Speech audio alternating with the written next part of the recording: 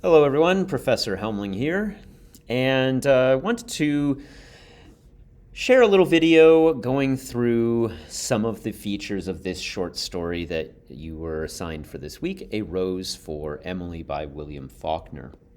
As I said in introducing it online, or at least I usually say this in introducing it online, it's one of my favorites to study with students. And so for online classes, I always feel like I'm missing out because I'm in a face-to-face class, very much like going through this story in person. So I wanted to record a video breaking down some of the features that I think make this such a good story to study. So first of all, if you haven't already read the story, go read it right now. It's on page 658 of our Norton Introduction to Literature, the shorter 13th edition, but is also widely available all over the place, so you can find an e-copy pretty easily. But go read that. Before you continue this video, go read the story through first. And of course, you probably want to take really good notes and practice your notes taking with that as well. So go do that. I'm assuming you've done it. You paused and you restarted the video, so you've read the story. So let's continue. It's a great story. Creepy, sure, but it's a great story. And it is Faulkner's most anthologized story because it shows us a lot of the things he's great at in just one relatively short piece. He's a real genius with point of view. First of all, is one of his most noteworthy techniques. Is he is very experimental in using point of view in his works of fiction, but also his language is part of his reputation. In fact, future authors like the also fantastic Toni Morrison, Nobel Prize winner Toni Morrison. People often describe her prose as Faulknerian, like Faulkner. So he's got a real distinctive style with his prose. And so we're going to look at both of those things as we kind of break down this story looking back at it. So the first thing I want to do rather is I want to look at the plot of this story, such that it is, what is the plot here? So here is a list of events, major events in the story. And this is the order that they are given to us in the story. So first, at the very beginning of the story, Emily dies. But then we start getting these flashbacks that reveal details about her life. First, they tell us the story about how, well, strictly speaking, they tell us that her taxes were remitted by Colonel Sartoris. But then we get a whole story beat about the town officials trying to collect her taxes. Okay? And so Faulkner has this line, so she vanquished them just as she had vanquished their fathers 30 years before. And so we get this other further flashback about the smell. And so it goes back to the smell. And then we get a flashback about her father's death when she refused to let go and accept that he had died. And then it starts to move forward a little bit from there, having gone as far back in her timeline as it's going to get. It moves forward a little bit. And we hear about Homer and her relationship with Homer, who was, gasp, a Yankee. And then we hear this story about when they think that she's buying poison to kill herself. And then after Homer leaves. And then finally, after it comes sweeping back to the present of her death, then they find the upstairs room where Homer's body is entombed. So that's the order that these events are presented to us in the story. But what order do they happen in? Well, so first of all, the earliest event we know about is her father's death. Although technically we know that before her father's death, he had chased away all of her suitors, and that's why she was still single. But, the first real event that we get described is her father's death, and its immediate aftermath. Then after her father dies, that's when she meets Homer, okay? And then when she gets afraid that Homer's going to leave her, she buys the poison as insurance. And then Homer leaves her. Of course, now we know he didn't leave her. After Homer's gone, then the town people pick up on the smell, and then they try to collect her taxes, and then she dies. So like I said, he didn't leave her, she killed him. She poisons Homer.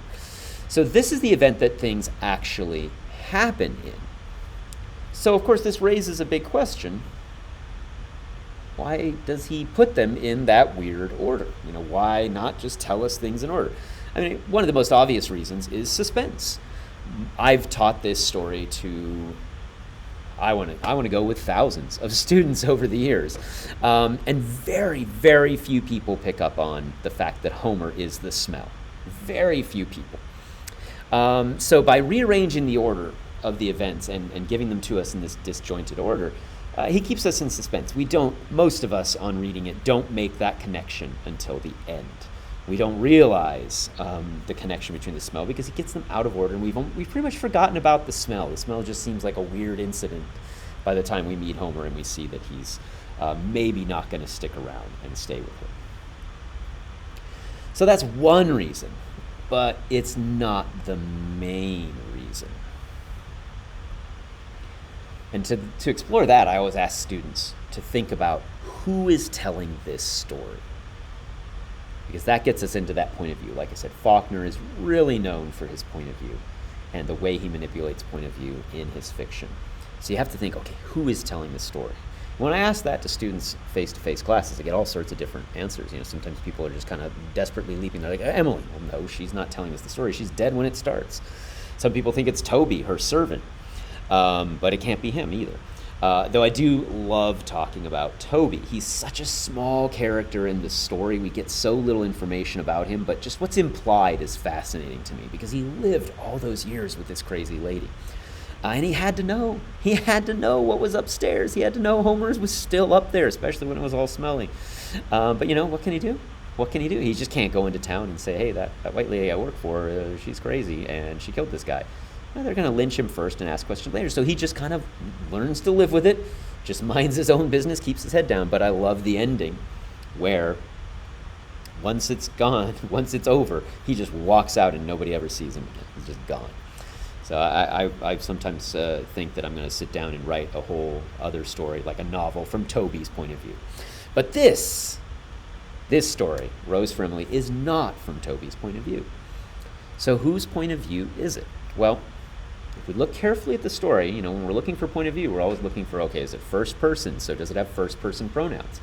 And we're used to that meaning I.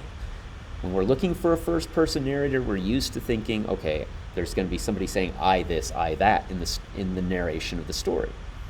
But look at this line from the text. One of us lifted something from it. There is no I in the narrator for Rose for Emily, but there are first person pronouns. We have us, we have we.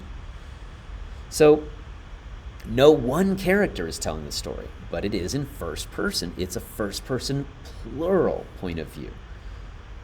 Basically, the town itself is telling us this story. We only know what the town knows collectively. This story represents the town's collective memory of Emily. So as a great example, remember they send the minister to visit her, to talk to her about her scandalous behavior. And she says something to him that further scandalizes him, and he vows never to go back. But he never tells anyone, so the town itself never knows. His encounter with Emily never enters into the town's collective memory. And so we don't know what she said to him that scandalized him so much. So it is the town's collective memory. So how does that affect the order? Well, what we see through the story is the town's recollections of her. And, Faulkner didn't study psychology or neuroscience, but the way he portrays memory jives with that so well because he understood that memory is associative. So, it opens with Emily died. Oh boy, Emily's really been kind of a collective responsibility for us, right? Ever since Colonel Sartoris remitted her taxes. Oh, you know what that reminds me of? That reminds me of when they went to go to try to get her taxes. Yeah, she beat them then. And you know what that reminds me of? Oh, when that smell, right? Yeah. So you see, it follows the associations between those memories. So that's really a genius way of portraying that aspect of memory. But it also serves a bigger purpose because what is this story really about? It's about the past and the power the past has over the present. Faulkner was writing and always wrote about the South. And of course, so racism is part of the social background of all of his fiction. And though certainly he leaves a lot to be desired in terms of taking on racism head on in his fiction, there is something of a commentary here. You know, he's looking at the South's past and looking at it through the lens of Emily. And here is someone who is guilty of a tremendous sin, a tremendous crime. And yet she's never held to account for it. And why not? Because the culture of the town excuses her through this technique of the collective memory. And so it can be seen as kind of an allegory for the sins of the past in the South. So again, the story, genius, works on so many levels, including, like I said, his language. Faulkner is known for his command of language. Look at this one passage from the end of the story, the part where they say, "They held the funeral on the second day, with the town coming to look at Miss Emily beneath a mass of bought flowers, with the crayon face of her father musing profoundly above the bier, and the ladies sibilant and macabre, and the very old men summon their brushed Confederate uniforms on the porch and the lawn, talking of Miss Emily as if she had been a contemporary of theirs, believing that they had danced with her and courted her, perhaps, confusing time with its mathematical progression, as the old do, to whom all the past is not a diminishing road, but instead a huge meadow, which no winter ever quite touches, divided from them now by the narrow bottleneck of the most recent decade of years."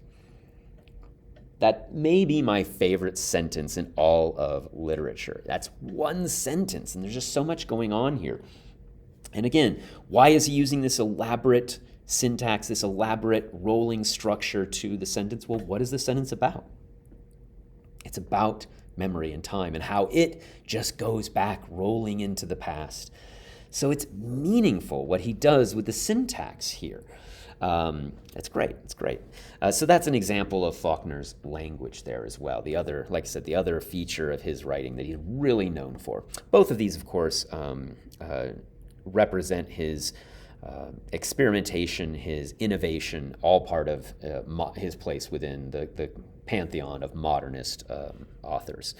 So I wanted to go over those with you on this story because, like I said, it's a favorite of mine to break down, and I always like to make sure students do catch all those little nuances there. Obviously, there's a lot more going on in that story.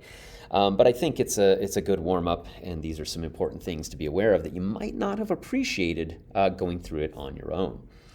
And that's what we want to do with our texts this semester, is we want to really dig into them and really analyze what are these authors doing to create these effects for us as the readers. And that's something I always stress to my students. If you happen to have me for 1301, then I talk a lot about analysis being a two-part process.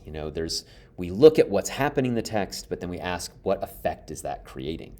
So just as we just did with Rose for Emily, we looked at the point of view. What effect does that create? What is it saying about the theme of memory and time and the sins of the past? Same thing for that line we just looked at. Okay, what is he doing? Well, he's using this elaborate interconnected syntax. And why is he doing that? Well, it suggests that is how memory feels when we're reaching back into the past. So again, what's in the text? That's the first layer of analysis. That's where we're summarizing or identifying what's happening. But if we're just doing that, we're not analyzing. We've got to get beyond that and draw that inference and ask ourselves, okay, well, what does this mean? It's the why that is necessary for us to really be doing analysis. Okay, so that's about that for that one, folks. And as always, if you have any questions, don't hesitate to ask.